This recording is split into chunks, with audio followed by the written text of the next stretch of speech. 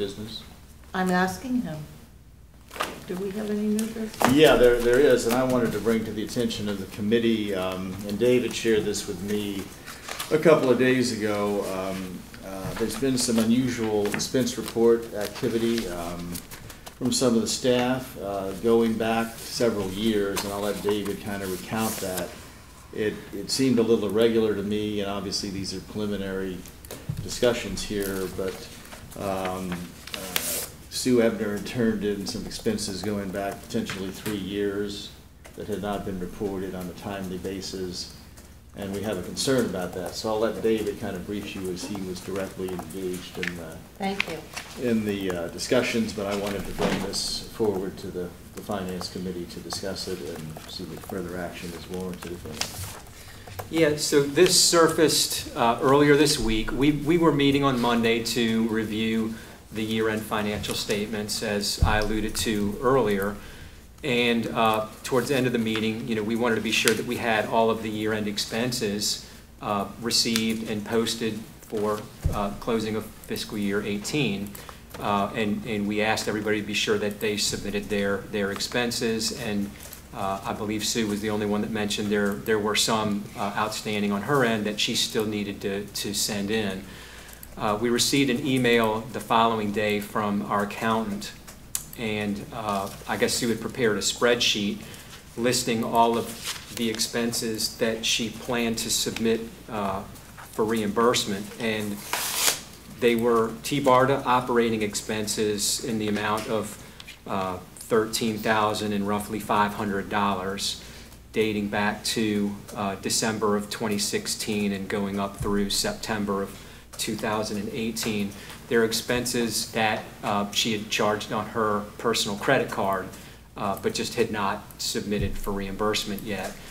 Apparently, there was a understanding in place between her and previous TBARTA management that when TBARTA's credit card was maxed out and could no longer be charged for expenses, that Sue would charge expenses to her own personal card.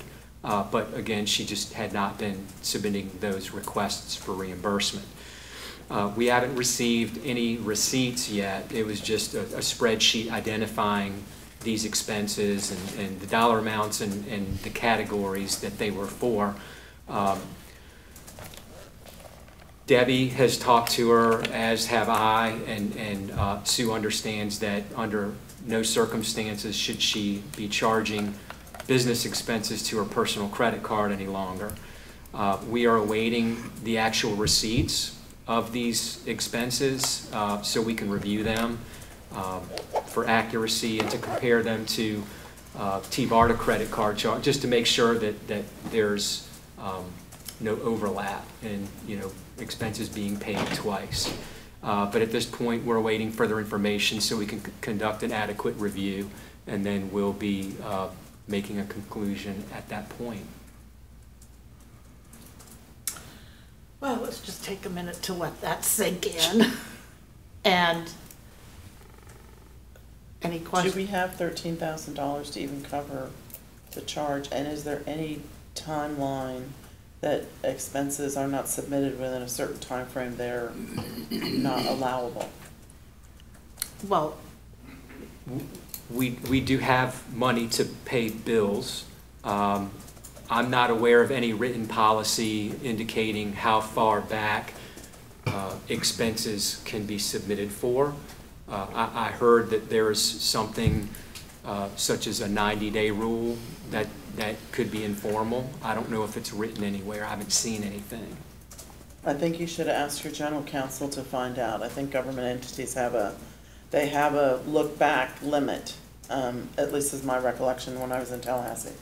I've asked counsel to review the entire matter, right, for legal compliance and ethical issues and et cetera, because I think it's unusual and out of the ordinary course of business for a government agency, or any organization when you close out your fiscal year, you usually close out your year and you don't go back unless there was something that was missed or inadvertently not put in there. So I'm at a loss to know why this was not. Commissioner Beamick. Yeah, this is first I've heard of anything like this. I had no knowledge, and I was finance chair before, ever that a personal credit card was being used for expenses.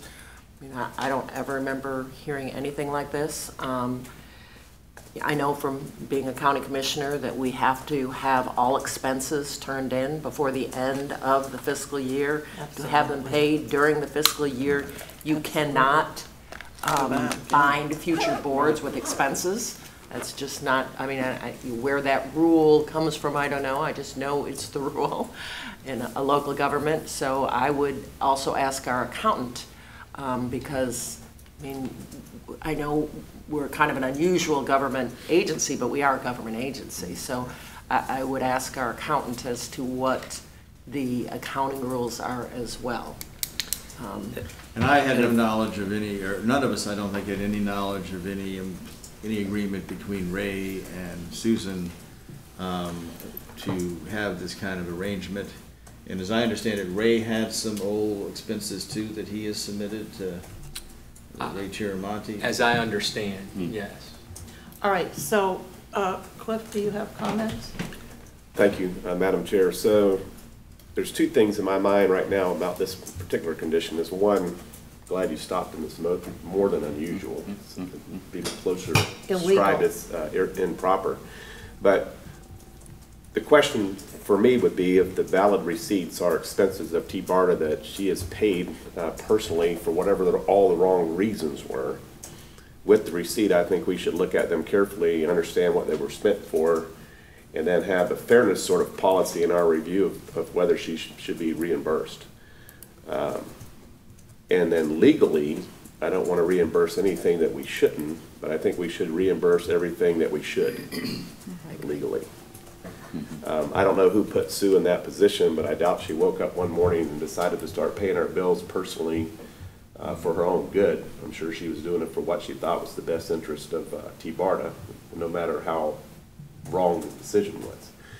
So I'd like the legal review and that provided to us so we can make a decision, and then there has to be a receipt. You know, there can't be imaginary expenses. But with the receipts, I think we should look at them from the perspective that she was doing something I'm sure she felt was in the best interest of the board at the time. And you will recall, we had a lot of problems back there. We couldn't even figure out what the budget was with some of the things we were looking at. So, you know, the management structure that we had and the ability to pay our bills, we were having a lot of problems with that. I'm sure they were struggling with it every day. But we should take that in consideration also as we review those expenses. Commissioner Shanahan. Thank you. And this might sound hard-hearted, but, you know, I don't know how long Sue's worked at TBARTA, but this place had no financial structure until PSTA stepped into it. And with all due respect, you know, as a board, we're sort of responsible for that. And we're responsible for allowing behavior to be continued. You know, they couldn't get anything done on time, and it was a protracted sense of it didn't matter. That's what I take it as. I don't think there were bellwether calls for more staff or bellwether calls for this is out of control, or the audit committee or the audit partner, whoever the audit people, asking at the end of the fiscal year, does anybody have an outstanding thing, and having people sign off that they did or didn't. I mean, these are just like functional, basic processes of big businesses, small businesses, big government, small government. I mean, this is not, we're not asking for, you know, like an Excel spreadsheet from somebody who technologically couldn't produce one. But this is not, this is, I'm sorry, but $13,000 is a lot of money to this organization, and I find it, frankly, disrespectful and outrageous simultaneously that somebody comes in and says 3 years later, here's some expenses from 2016. So if I remain on this board with the new members of HART, I will be incredibly circumspect to go back and spend money in past years to retrofit the budget for somebody that couldn't turn in expenses.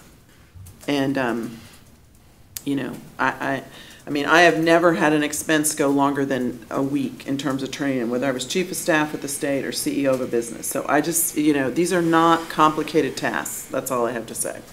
And so he was next, and then I'll get to you, Betsy. Thank Go you, ahead. Madam Chair. I concur. I think it's not right to go back into other fiscal years when at all possible. I also agree that if it's legitimate expense and for whatever reason, maybe overwork capacity, infrastructure challenges, that was never come forward, then I think we need to look at that and address it seriously. My question, though, is to clarify on the policy side. Was this an act of policy that there was a variance agreement, or was there no policy and this was an approved methodology in lieu of a policy? And second to that, is there a current policy to fix this going forward? If I could respond a little bit I'm to going to that. ask you, so just, And you have to remember what we heard earlier. You have to remember how TBARTA was paying the bills. TBARTA pays the bills from grants. But as we heard, there is an issue as why we're in the red because of how you do this accounting. And as I said, I had never heard that Sue was using her personal account. Yeah. But I do know that we were way behind in the billing, which caused this red number to be much, much bigger than it is even today. But it was because you could not pay for these things until you went through the whole grant cycle to try to get the funding back from DOT. It was a situation where it was a nightmare to try to pay the bills because of all of it coming through grant funding.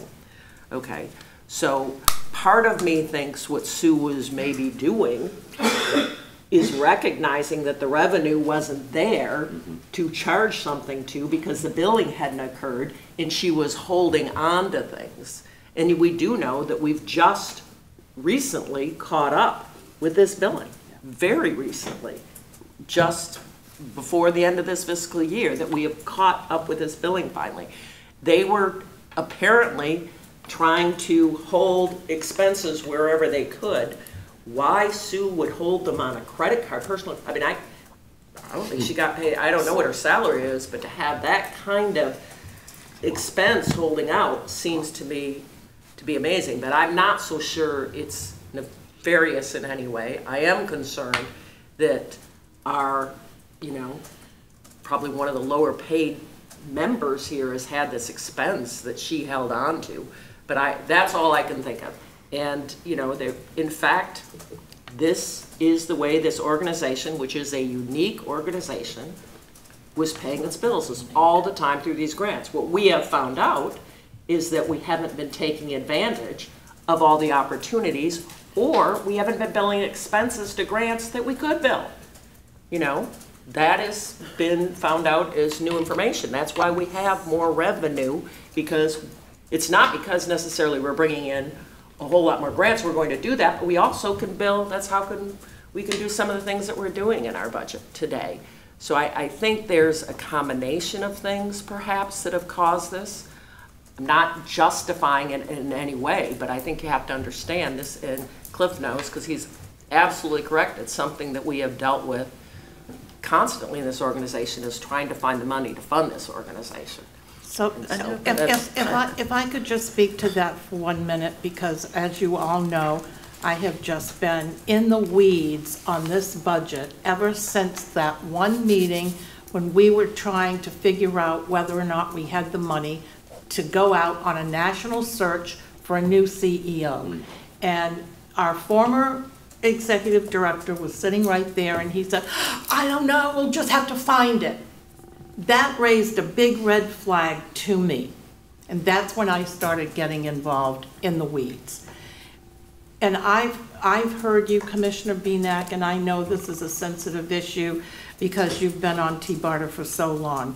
But the basic bottom line, as Kathleen talked about, you know, it doesn't sound good to say it, But what we are talking about, if you go back from the very beginning in 2006, when the legislation for TBARTA was first filed, and I am very personally familiar with how TBARTA was born because I was in the legislature and came in the same year as Bill Galvano when Mike Pisano and he passed this bill. The legislature awarded X amount of dollars to TBARTA. And here is the bottom line. TBARTA hired, I wasn't here then, I'm not taking any responsibility, but hired people that were incompetent. And they did not know about the buckets at the federal level or even the state level where they could use that original money that was awarded to pull down and match the feds and the state. Secondly, I'm telling you, today we are hearing this story, and surely you must be wondering, what else is there that we do not know? Because this is just one thing in a list as long as I am tall of issues with this particular employee.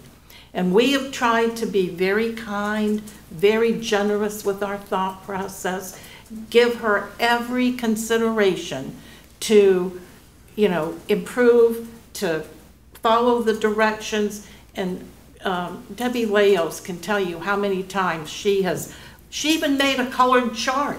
Do you remember the colored visual chart? So that Sue would know where to put the money when it came in and how to account for it internally. So not only have I had it up to here with the stories about this particular employee, we as a board are irresponsible. And we hired David to take care of these kind of issues. It's an administrative issue, and you need to take care of it. And that's all I'm going to say about that. But on top of that, I don't know what we're using that outside accountant for.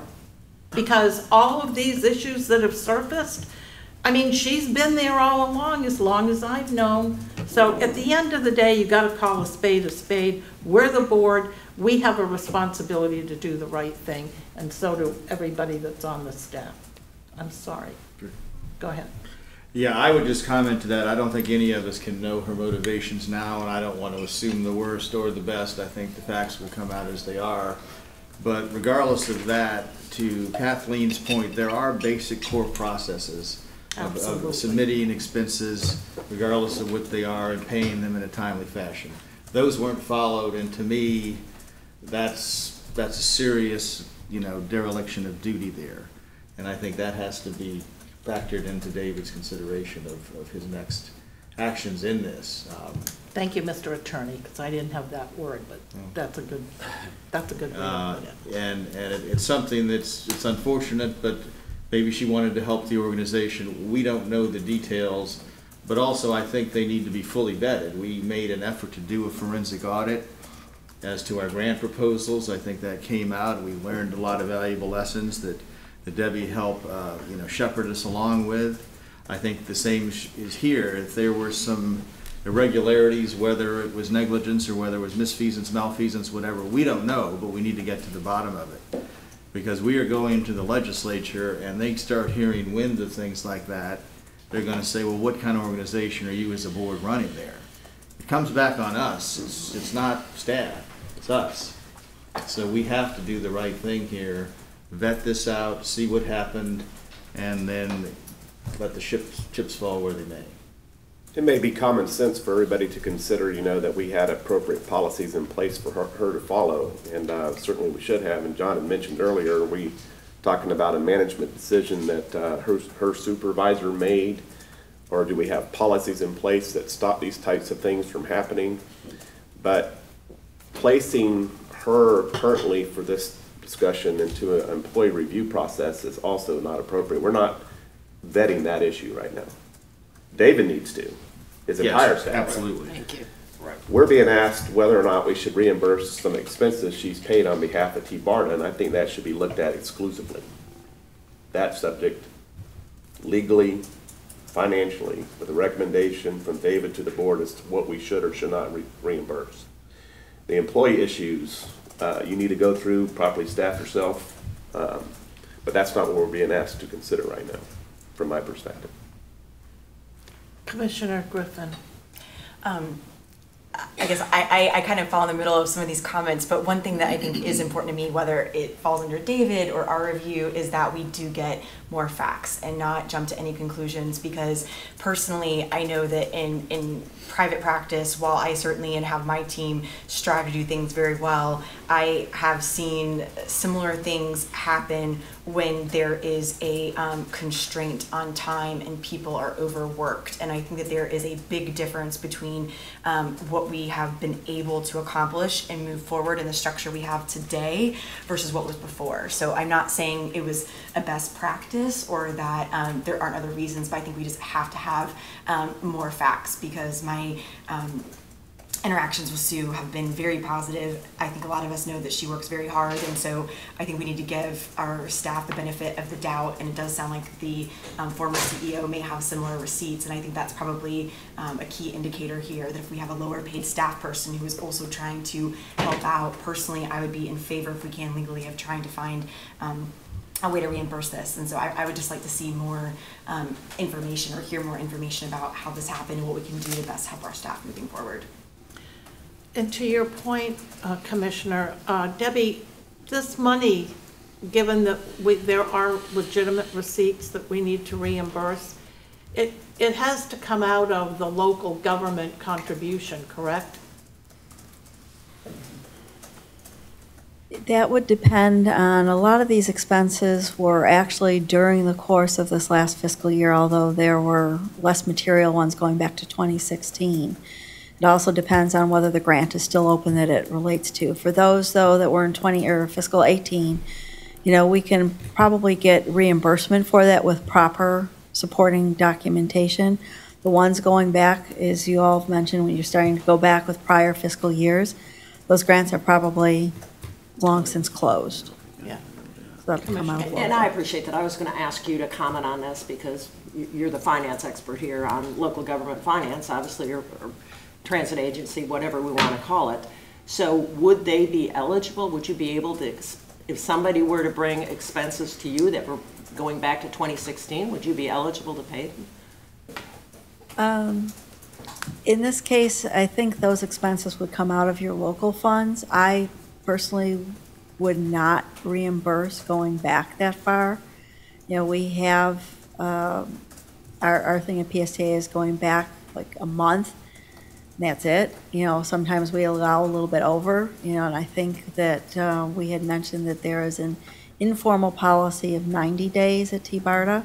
I think that's very reasonable to do, but I think we do need to start formalizing some of these in the best practices. Okay, and again, I just want to say that this is a situation that was not known, to my knowledge, to anyone on the Finance Committee, that we were in fact using personal credit cards to pay for expenses. But the fact of the matter is if there is a policy, is there a policy? I'm not aware of any policies that were put in place, and it's unfortunate that we're here. I'm glad to hear that the majority of the expenses you're saying are in fact in this past fiscal year, which, okay, then they need to be looked at and determined, you know, if they're payable. But again, we can talk about how this all began with TBARTA.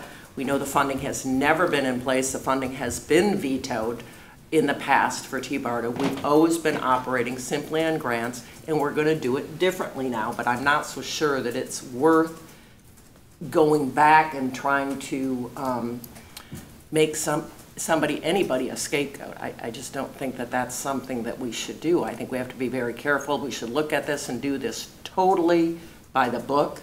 What do the rules say? And try to examine what these expenses are and what's eligible to be paid and what's not eligible to be paid. Commissioner? Thank you, Madam Chair.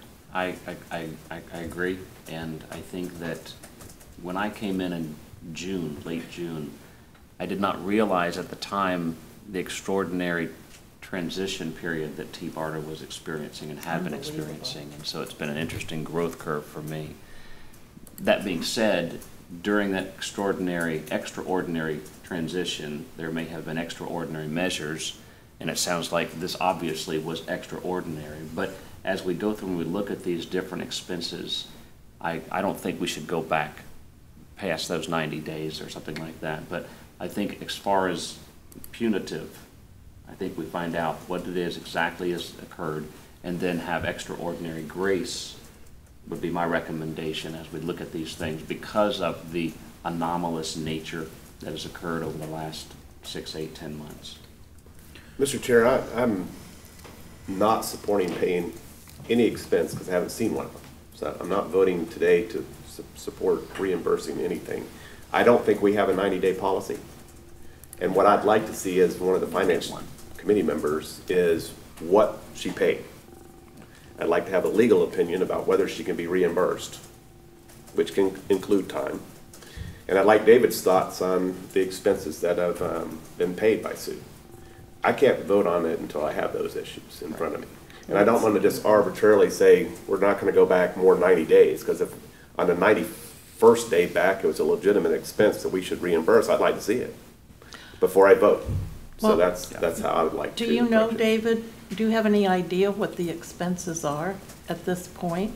Just a couple of examples might be helpful. The general categories, postage, supplies, advertising for meetings, the ads placed in the newspapers, computer expenses, telephone expenses, copier expenses,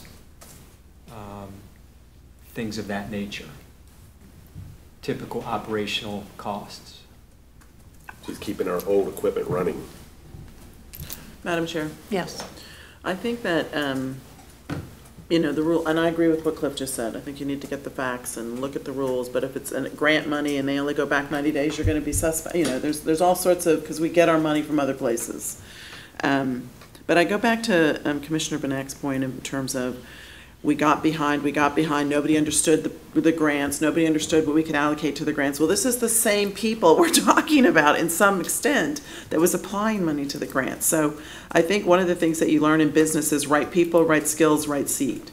And we really have to ask ourselves, and David has to do that analysis himself in terms of why we are where we are, you know, and I think it is a significant vulnerability and risk exposure for this board to continue just allowing it because it's a nice person or we want to take care of this person or, you know, that's just not, because all the behaviors from my perspective of being on this board, everything's been delayed. Well, that just doesn't happen. That happens because they're not submitting their work product in a quality period of time.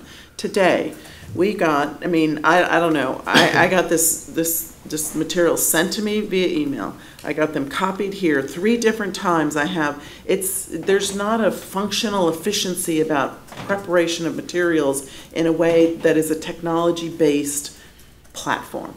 And I just, you know, I think this is a vulnerability. It bespeaks, you know, a lot of behaviors that have gone on, and I'm very happy David's there and he's got his eyeball on it, and frankly, you'll come back with the right recommendation. So thank you very much for raising this. We just don't have this sort of money to just, you know, say, okay, well, we feel bad and we're going to pay and no lessons are going to be learned or, you know, whatever.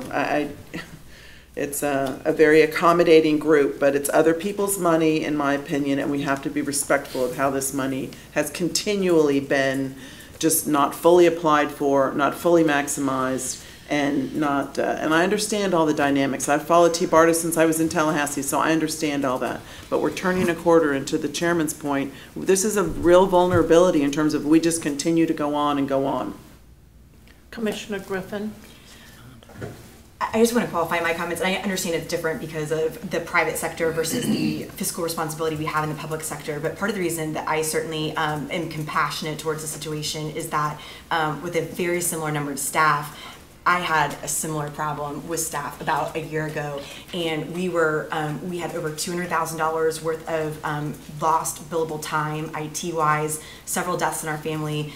We went through 4 different assistants in 4 months, and things that seem simple like submitting a reimbursement actually became really difficult because we were being asked to do hundreds of hours of work in a finite period of time. And so if I had not experienced that, I'd be saying probably a lot of the same things you are, having personally lived through that hell of not only not being able to meet requirements when you're used to being able to meet them, knowing how difficult it is probably for Sue to have even come forward with this. I think there's a lot of extra facts that we need to get and think about. And you know, if there are problems going forward, now that they have these systems, I think that's a different story. But from what I was hearing and just knowing analogously to what I experienced, if you don't have the systems and time and resources, it is impossible for you to meet the requirements, no matter how badly you want to do so and how many hours you put in and try.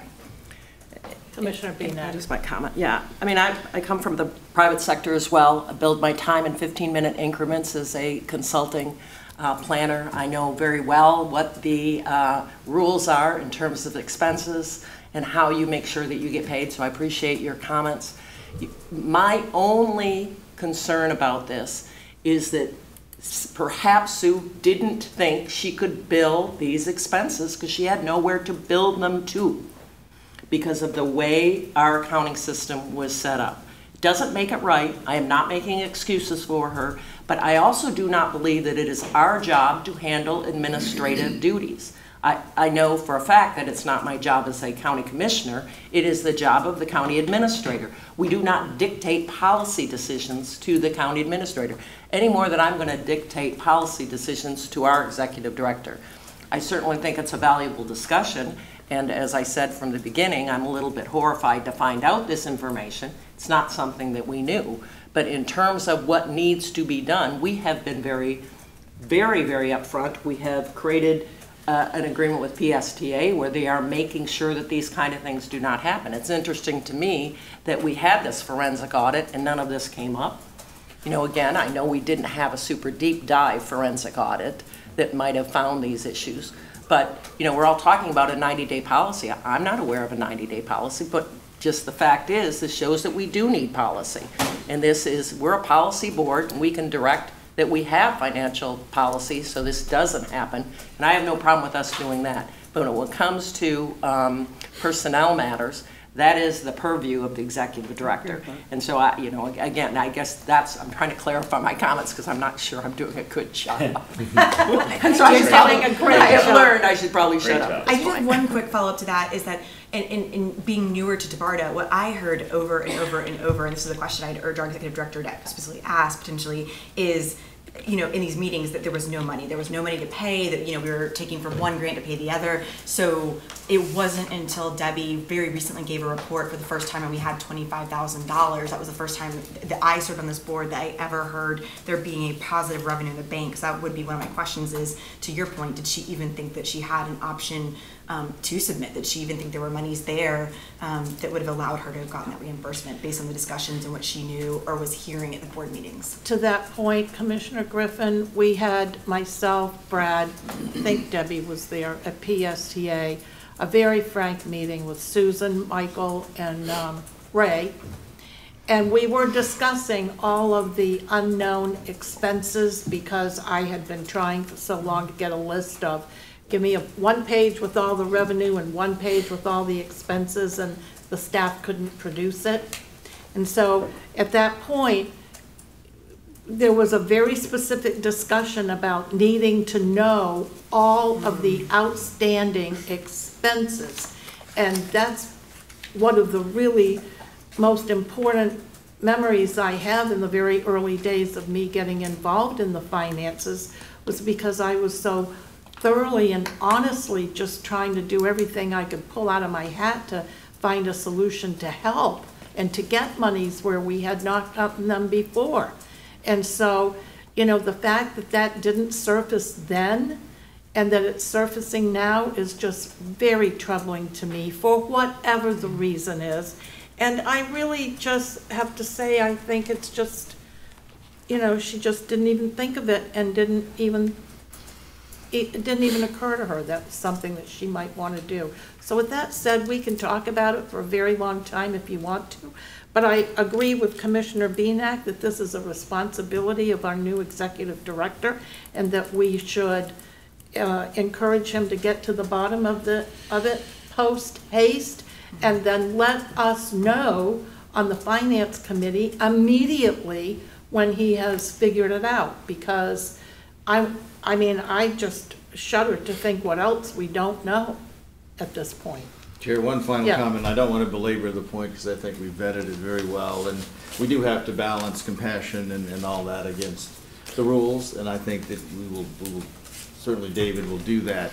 What concerns me as, and I'm speaking as chairman, I had numerous meetings with Susan, Michael was present for a lot of them too, and Ray, and I ask, as a newly appointed chairman by Governor Scott, is there anything I should know about financially that we, you know, there's a huge issue with misrepresenting something, but there's also an equally issue, as Melanie knows, with the material omission of fact. When I asked them, is there anything I should know about financially, and they were not forthcoming with this information, that disturbs me. You know, and that as a policy cannot happen with staff, because you have to be completely forthright and open with your board, not sweep things under the rug and say, oh, we'll deal with that later when we get some money. You just can't do that. You can't do that in the private sector, you can't do that in business. So to me, that's a threshold issue here, that as a policy, that's something that we just can't allow. Amen. Anything else for the good of the order?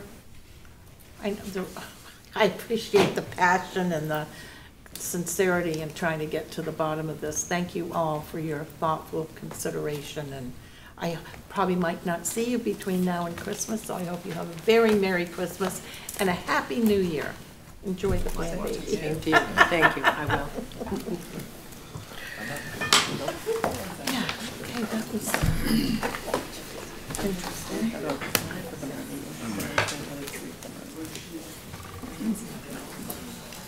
No, that was